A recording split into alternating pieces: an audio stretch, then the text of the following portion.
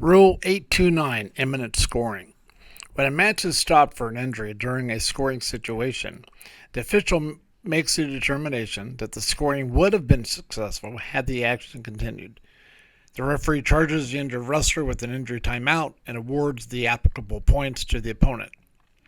Now, this is an extension to an older rule that allowed near fall points to be scored if the bottom wrestler was being on their way to being turned and they screamed out or indicated an injury.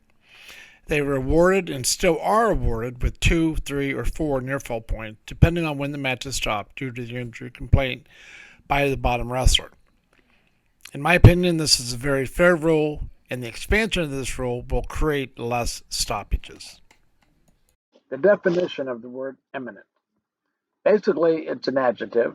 It means something is about to happen, or it's impending, at hand, close, near, or approaching. When you, as a wrestling official, blow the whistle, you are now going to have to decide what would have happened had the match continued. That is the genesis of this rule. That's the basis of this rule. You have to decide what would have happened had the match continued.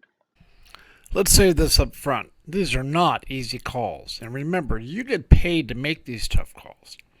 In any match, you are paid to make the easy and the tough calls, yet the majority of your calls are routine calls. And considering your fee that you get paid, the majority of these routine calls are, let's say, 50-cent calls. A little tougher call may be $1 call, and some very well may be a $10 or a $20 call, or even higher. These imminent calls are where you will really be tested and really earn your money.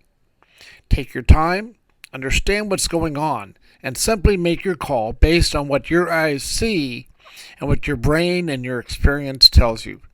Be diligent, and you will make the correct call. Okay, let's get on and watch some clips.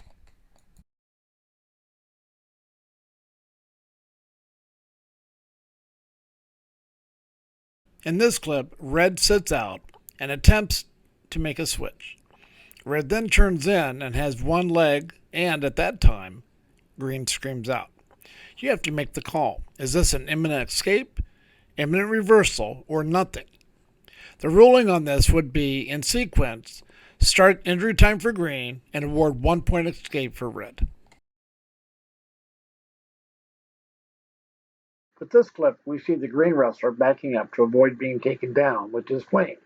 However, since he yells out just as he starts to go to the mat on his butt, the correct ruling here would be to start injury time, award the takedown. Remember, this season of 2020 and 2021, the referee no longer can give a double jeopardy call as we could in the past years by giving a flea call and the takedown. Now, when appropriate, it would just be the imminent takedown call.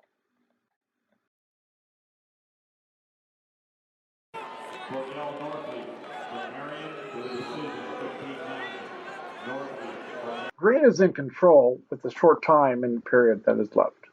Red comes out of the back, and though not directly behind Green when Green yells out, but he still has one leg of Red, and Red is coming around. Thoughts here? Well, this is really a tough call. Is it realistic that Red would have completed the reversal? But remember, time is short as well, and imminent has nothing to do with the situation at the whistle. That is a is or isn't, not conjecture, on what might have occurred had time remained. So with the clock out, the ruling is Green is still in control at the end of the period, though he did scream out. Remember the difference between imminent with time remaining and a situation at the whistle. Two distinct different calls.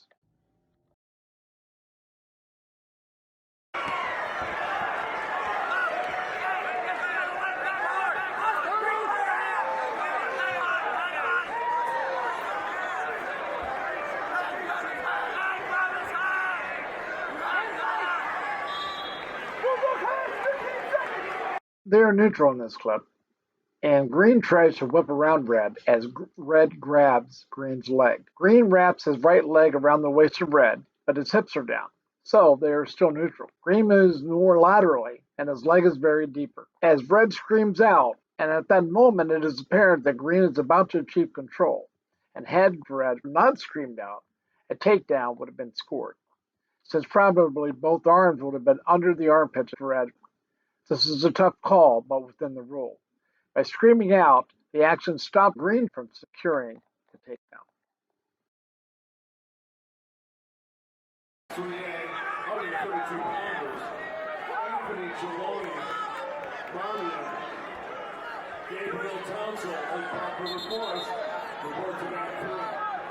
Another neutral situation when all of a sudden the green wrestler sags a bit and the red wrestler brings his weight down on green and green starts to move to his back towards the mat.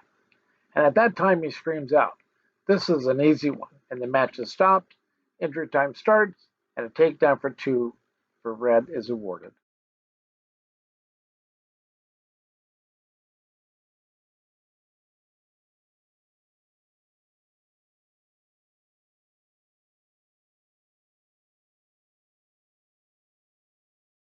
A good scramble situation where red is in control. Green tries to Granby out, yet red stays with him. Green comes up and red throws a baby whizzer in, and green has red's far right ankle. At this exact moment, red screams out. A reversal, an escape, or nothing. The ruling here is an escape would be awarded after injury time was started for the red wrestler.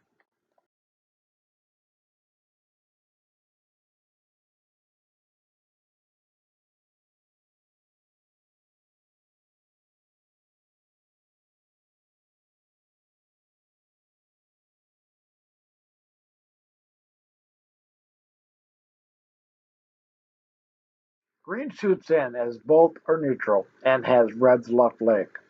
Red sprawls some, and as they turn, red is going to his back and tries to use his legs legally to try to control green from gaining control. However, red uses those legs to drive red to his back, and at this time, red screams out. In this case, the referee would stop the match, start injury time for red, and then award 2 takedown and 2 near fall for green.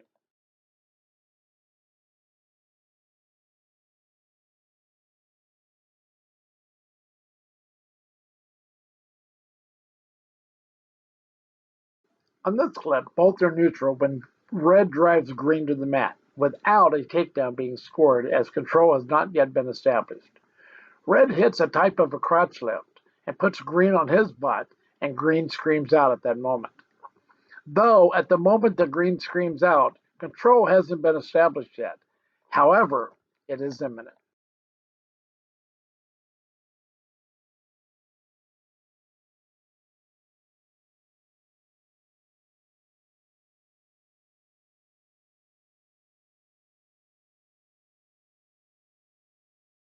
In this final clip, both wrestlers are on their feet. Green attempts a head and arm, and though Green has a head and arm, Red is on his stomach and just starting to be turned. In this situation, the match would be stopped when he screams out. Injury time started for Red, and a takedown awarded for Green. You have seen in the clips shown, the whole reason this rule was added was to take away the ability for a wrestler to scream out and have the match stopped and not to be scored on. We have had that rule for a while that if a wrestler was being turned to his back and screamed out, there was relief for the top wrestler, and near fall was awarded depending on where the wrestler was when the match was stopped. I believe that one of the greatest traits that any official of any sport must have is simple courage. Courage to make the right call at the right time, regardless of what level, who is watching, or what the consequences of such action might be. With the above said, I do believe that 99.99% of the referees on the night working are truly dedicated, know the rules, and are 100% unbiased, and apply those rules fair and square. A new young official boldly walks onto a middle school mat, desperately searching their memory banks to try to remember everything that they were taught in class and have read in the rule books, thinking all the things that could and might happen and how they will handle things. The new official will at times not make a call based on pure lack of knowledge versus him trying to stay out of trouble. Mat time will change all of that eventually, I hope. We're all human and we all make mistakes. We all tend to be influenced by outside sources every match, whether we're fully aware of it or not. Referees must strive to always do the right thing. The right thing, by the way, is based solely on the rules. It's a pretty simple formula. Good luck. Have a great season.